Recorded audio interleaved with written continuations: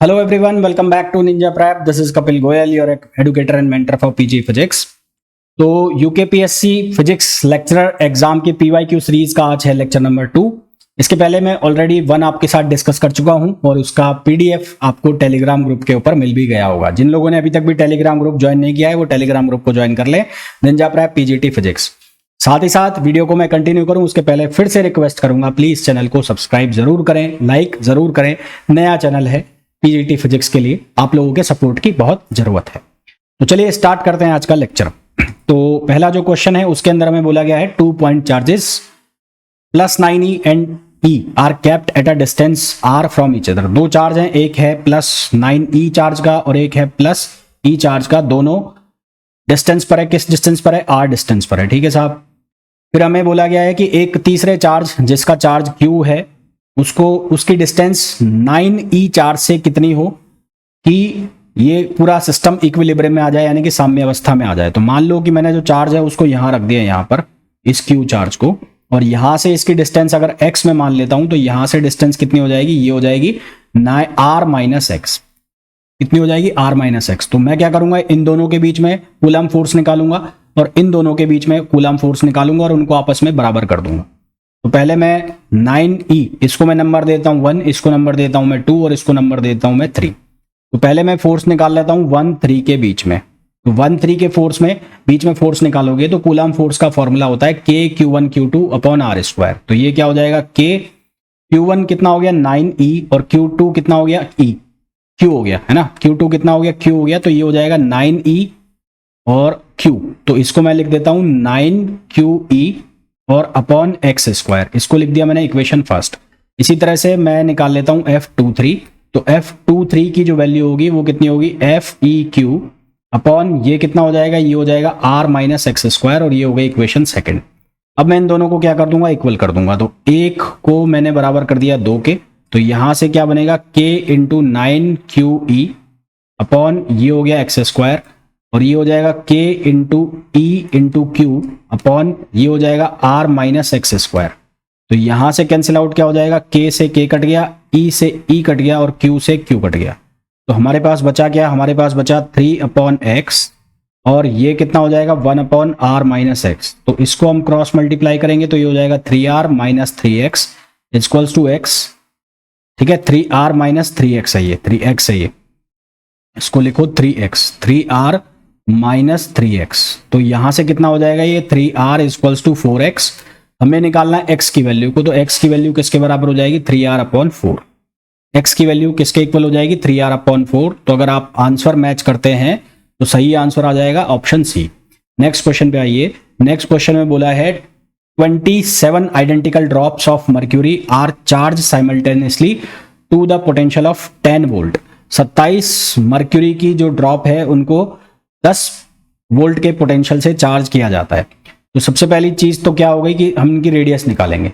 तो वॉल्यूम जो है 27 को मिलाकर एक बड़ी बूंद बनाई जा रही है, तो वॉल्यूम इनका बराबर होगा। तो वॉल्यूम ऑफ बिग ड्रॉप बराबर होगा 27 into volume of small drop. ठीक है, वॉल्यूम ऑफ बिग ड्रॉप जो है, वॉल्यूम कितना लिखेंगे? 4/3 पाई कैपिटल आर क्यूब। बड़ी बूंद की जो ड्रॉप की रेडियस है वो मैंने मान लिया कैपिटल आर है। इसको मल्टीप्लाई किया 27, ये हो गया 4/3 पाई स्मॉल आर क्यूब। यहां से कैंसिल आउट हो जाएगा 4/3 पाई से 4/3। तो यहां से आर की वैल्यू कितनी आ जाएगी? 3r आ जाएगी। आर की वैल्यू कितनी आ गई? 3r आ गई। ठीक है, अब हम ये जानते हैं कि जो पोटेंशियल है वो किसके बराबर होता है? KQ upon R। पोटेंशियल जो है वो किसके बराबर होता है? KQ upon R। तो स्मॉल जो चार्ज है उसकी रेडियस को मैंने मान लिया r मान लिया। तो यहां से हमारे पास Q की वैल्यू आ जाएगी एक बूंद के लिए। तो एक बूंद के लिए Q की वैल्यू कितनी हो गई? वो हो गई RV अपॉन K। कितनी हो गई? RV upon K। और V की वैल्यू कितनी दे रखी? 10। तो ये हो जाएगा 10R अपॉन K। तो कुल चार्ज जो होगा वो किसके बराबर होगा? 27 इंटू क्यू। कुल चार्ज जो होगा वो कितना होगा? 27 इंटू क्यू। तो कुल चार्ज जो हो गया 27 इंटू क्यू। तो क्यू की जो वैल्यू है इसको मैंने वापस से किस फॉर्म में लिखा है? इस फॉर्म में। तो बड़े बूंद की जो चार्ज है वो रेडियस है वो r, उसकी जो वोल्टेज हो गई वो v अपॉन के। और यहां पर कितना हो गया? 27 और इस Q को मैंने लिखा 10R, सॉरी इसको मैंने लिखा 10R अपॉन K। तो K से K कट गया, यहां से RV इक्वल्स टू 27 इंटू 10, और R की जो वैल्यू है हमने ये निकाला कि R इक्वल्स टू 3R है, तो R किसके बराबर हो जाएगा, कैपिटल R अपॉन 3। तो यहां मैं लिख दूंगा कैपिटल R अपॉन 3। तो यहां क्या कटेगा, R से R कट जाएगा, तो ये कितना बचेगा, V इक्वल्स टू, ये 9 टाइम्स कैंसिल आउट हो जाएगा, तो ये कितना आ जाएगा, 90 वोल्ट। तो हमारे पास जो इसका करेक्ट आंसर आ जाएगा वो आ जाएगा 90 वोल्ट्स, जो कि ऑप्शन हो जाएगा डी। तो इसका जो करेक्ट आंसर आ जाएगा वो आ जाएगा ऑप्शन डी। वीडियो को आगे मैं कंटिन्यू करूं उसके पहले मैं बताना चाहूंगा आपको कि उत्तराखंड जो फिजिक्स लेक्चरर एग्जाम है उसके लिए मैंने बैच ऑलरेडी स्टार्ट कर दिए हैं, और बैच का नाम है आरंभ बैच, जो कि मेरी application ninja prep app, ninja prep by Kapil sir, ninja prep by Kapil sir के ऊपर आपको अवेलेबल होंगे ये बैच। इस बैच में आपको जो कंप्लीट प्रिपरेशन है, जिसमें फिजिक्स पेपर की कंप्लीट प्रिपरेशन आपको कराई जाएगी, यानी कि 11th एंड 12th क्लास का जो फिजिक्स है वो कंप्लीट पूरा कराया जाएगा, विद पॉसिबल क्वेश्चंस, PYQs और बहुत सारे आपको प्रैक्टिस क्वेश्चंस अवेलेबल कराए जाएंगे। इस बैच की जो वैलिडिटी है वो दिसंबर 2025 तक रहेगी, क्योंकि अभी स्क्रीनिंग डेट की फिक्स डेट जो है वो फिक्स हुई है, मेंस की डेट कोई फिक्स नहीं है, इसलिए इस बैच की वैलिडिटी इतनी ज़्यादा रखी गई है ताकि आपको पूरा का पूरा फायदा मिल सके। तो अगर आप लोगों ने मेरा टेलीग्राम ग्रुप जो ज्वाइन नहीं किया है, जिसका नाम है निंजा प्रेप PGT फिजिक्स, तो वो भी आप ज्वाइन कर लें, क्योंकि जिस बैच के जो PDF है, इस लेक्चर के PDF जो है वो आपको केवल वहीं पर मिलने वाले हैं। तो चलिए आगे कंटिन्यू करते हैं। नेक्स्ट क्वेश्चन के अंदर हमें पूछा गया है, after charging a capacitor bye battery, एक कैपेसिटर को बैटरी से चार्ज किया गया, कैपेसिटर है, उस कैपेसिटर को बैटरी से चार्ज कर दिया, ये बैटरी लगा दी मैंने, यहां से चार्ज कर दिया, ये कैपेसिटर है और ये बैटरी है। फिर उसके बाद बैटरी से चार्ज करने के बाद फिर बोला गया है, अ dielectric slab is inserted between two plates of the capacitor, इसके बीच में क्या डाल दी गई, डाइलेक्ट्रिक स्लैब डाल दी गई। तो यहां क्या डाला जा रहा है, यहां डाला जा रहा है डाइलेक्ट्रिक स्लैब, डाइलेक्ट्रिक स्लैब इसमें डाली जा रही है। फिर बोला है the battery is not disconnected, battery को डिस्कनेक्ट नहीं किया गया है, तो जो बैटरी को डिस्कनेक्ट नहीं किया है तो potential difference between the plates क्या होगा। देखो, जब हम स्लैब के अंदर कैपेसिटर के बीच में कोई डाइलेक्ट्रिक इंट्रोड्यूस कराते हैं तो नया जो कैपेसिटेंस बनता है वो हो जाता है K टाइम्स ऑफ C। कितना हो जाता है, K टाइम्स ऑफ C, जहां K जो होता है उसको हम कहते हैं डाइलेक्ट्रिक कांस्टेंट, डाइलेक्ट्रिक कांस्टेंट।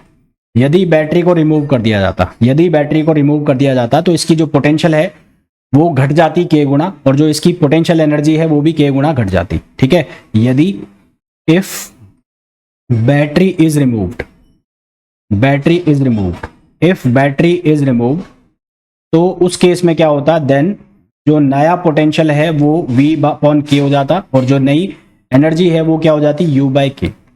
पर यहां पर बैटरी कनेक्टेड है, और बैटरी यदि कनेक्टेड है तो बैटरी इज कनेक्टेड, तो उस केस में पोटेंशियल जो है वो क्या रहेगी, सेम की सेम रहेगी। तो पोटेंशियल जो है वो पहले भी जो थी वही पोटेंशियल बनी रहेगी। तो हमारे पास जो करेक्ट आंसर आ जाएगा इसका वो क्या आ जाएगा, C आ जाएगा। नेक्स्ट क्वेश्चन पे आइए। नेक्स्ट क्वेश्चन में बोला है capacitor of 20 mu F charge to 500 volt. तो एक कैपेसिटर है, इसकी कैपेसिटेंस है 20 म्यू एफ यानी कि माइक्रोफेरेड, और इसको चार्ज किया जाता है 500 वोल्ट तक। इसको पैरेलली यानी कि समानांतर क्रम में कनेक्ट किया जाता है एक दूसरे कैपेसिटर से, जिसका जो कैपेसिटेंस है वो 10 म्यू एफ है, और इसकी जो वोल्टेज है वो 200 वोल्ट है। इसकी कॉमन पोटेंशियल बतानी है, तो इसकी कॉमन पोटेंशियल का फॉर्मूला हम कैसे निकालते हैं, चार्ज कंजर्वेशन से निकालते हैं, यानी कि Q बराबर Q1 प्लस Q2। तो Q किसके बराबर हो जाएगा, ये हो जाएगा C1 प्लस C2। नेट जो इफेक्टिव कैपेसिटेंस होगा, क्योंकि ये दोनों पैरेलल में हो गए, और ये पोटेंशियल हो गया, यहां पर हो जाएगा C1V1 प्लस ये क्या हो जाएगा C2V2। तो यहां से V हमें निकालना है, तो V किसके बराबर हो जाएगा, C1V1 प्लस C2V2 अपॉन ये हो जाएगा C1 प्लस C2।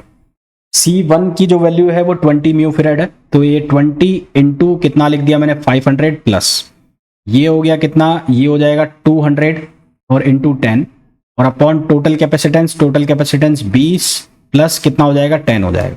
तो यहां से हम इसको सॉल्व करेंगे तो हमारे पास जो आंसर आ जाएगा वो आ जाएगा 400 वोल्ट। ठीक है, क्या आंसर आ जाएगा 400 वोल्ट। नेक्स्ट क्वेश्चन पे आइए।